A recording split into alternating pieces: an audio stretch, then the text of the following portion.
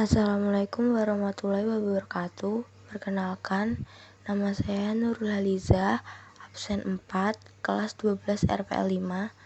Di sini saya akan menjelaskan sejarah ilmu pengetahuan dan teknologi pada era kemerdekaan. Sejarah perkembangan ilmu pengetahuan dan teknologi di Indonesia setelah merdeka terbagi menjadi 2 dekade.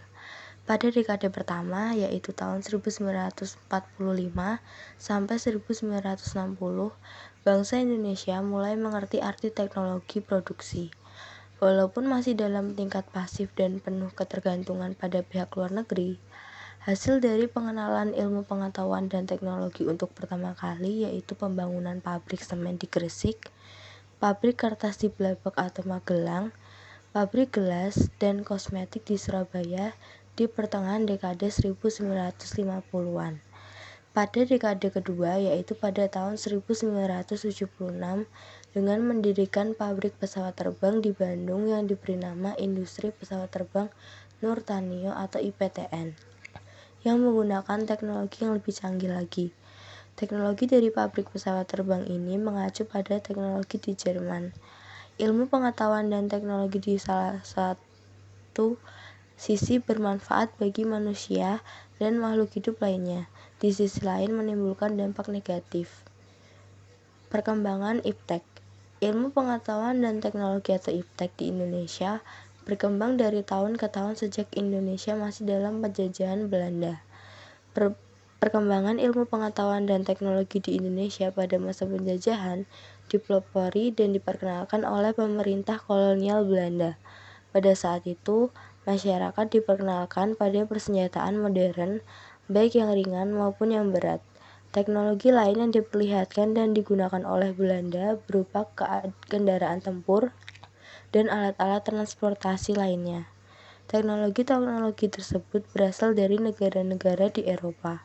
Kemudian, pemerintah kolonial Belanda menanamkan ilmu pengetahuan dan teknologi melalui pendidikan di sekolah-sekolah manapun dengan cara penggunaan secara langsung kepada masyarakat di Indonesia. Perkembangan ilmu pengetahuan teknologi dari barat di Indonesia membawa dampak bagi kemajuan negara Indonesia. Masyarakat Indonesia mulai melakukan pergerakan untuk memperjuangkan kemerdekaan Indonesia. Di samping itu, penggunaan ilmu pengetahuan dan teknologi di Indonesia juga membawa dampak bagi semangat juang bangsa Indonesia. Mereka memanfaatkan ilmu pengetahuan dan teknologi modern untuk mencari informasi-informasi terkini mengenai keadaan dunia. Oleh karena itu, masyarakat Indonesia benar-benar terbantu dengan perkembangan ilmu pengetahuan dan teknologi. Faktor yang menghambat perkembangan IPTEK di Indonesia. Yang pertama, ada keterbatasan orang Indonesia mendapatkan pendidik tinggi. Yang kedua, kurangnya keinginan pemerintah maupun perusahaan swasta yang ada di Indonesia untuk melakukan alih teknologi. Yang ketiga, tidak adanya minat orang Indonesia untuk mencoba hal baru. Yang keempat, tidak ditemukan sebuah inovasi berarti di bidang teknologi di dalam masyarakat Indonesia. Yang kelima, dengan seiring berkembangnya waktu, Indonesia dari masa ke masa, dari tahun ke tahun bisa mengikuti perkembangan IPTEK dengan cepat dan pesat. Sudah banyak penemuan dan hasil karya IPTEK dari Indonesia. Kemajuan di berbagai sektor penting. Dari masa ke masa, perkembangan ilmu pengetahuan dan teknologi semakin maju dan berkembang. Bahkan keberadaannya tidak bisa dilepaskan dari aktivitas manusia sehari-hari dalam bertahan hidup. Di Indonesia sendiri, perkembangan ilmu pengetahuan dan teknologi cukup signifikan dengan ditandai adanya kemajuan di berbagai sektor penting. Yang pertama ada di industri dirgantara. Perkembangan ilmu pengetahuan dan teknologi Indonesia yang pertama ada di sektor industri dirgantara.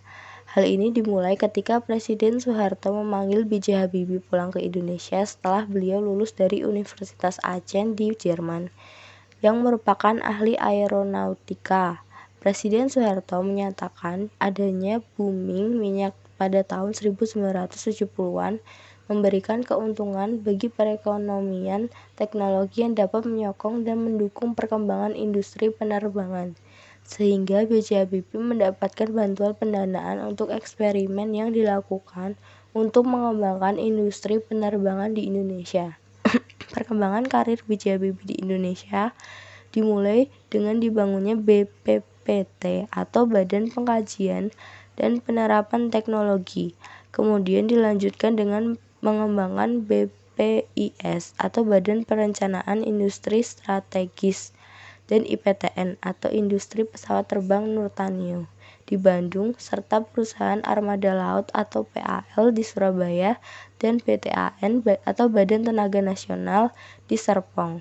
Dengan adanya lembaga tersebut, B.J. Habibie berhasil membangun pesawat pertama bagi Indonesia, yakni N250 Gatot Kaca. Selain itu, beberapa produk IPTN yang berhasil dibuat meliputi NC-212-100, helikopter NBL 412, NAS-332 Super Puma, CN-234, CN-235, CN-250, dan N-2130. B.J. Habibie juga membangun kerjasama dengan Boeing, yang merupakan industri pesawat besar di dunia.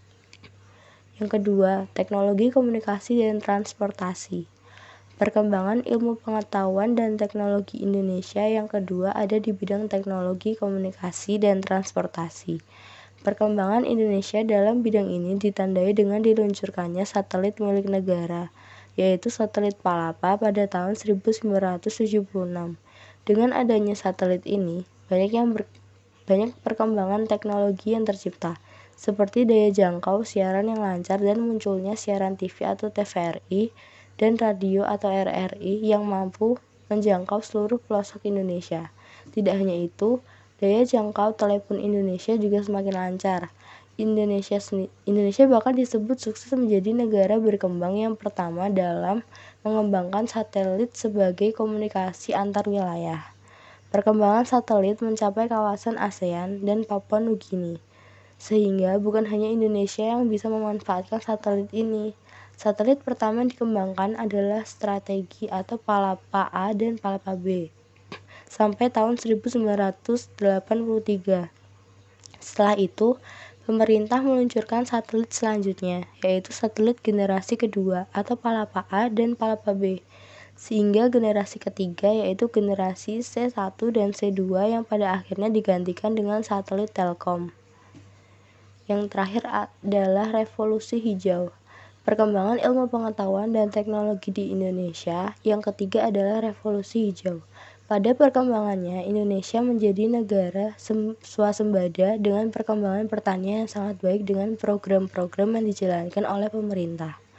Program tersebut dikenal dengan nama Panca Usaha Tani atau 5 Usaha Tani. Adapun Panca Usaha Tani ini terdiri atas teknik pengolahan lahan pertanian, pengaturan irigasi, pemupukan, pemberantasan hama, dan penggunaan bibit unggul. Dampak positif dengan adanya revolusi hijau ini antara lain produk padi dan gandum yang meningkat sehingga pemenuhan pangan meningkat. Salah satu contohnya bagi bangsa Indonesia sendiri adalah Indonesia yang tadinya pengimpor beras menjadi mampu swasembada beras. Kendati demikian, adanya revolusi hijau ini bukan tanpa ada kekurangan. Pasalnya, ini juga menimbulkan dampak negatif karena adanya penurunan keanekaragaman hayati, penurunan produksi protein, penggunaan pestisida yang berlebih, dan ketergantungan tanaman pada pupuk. Sekian presentasi dari saya. Bila ada kesalahan kata atau perkataan yang kurang berkenan, mohon dimaafkan. Terima kasih. Wassalamualaikum warahmatullahi wabarakatuh.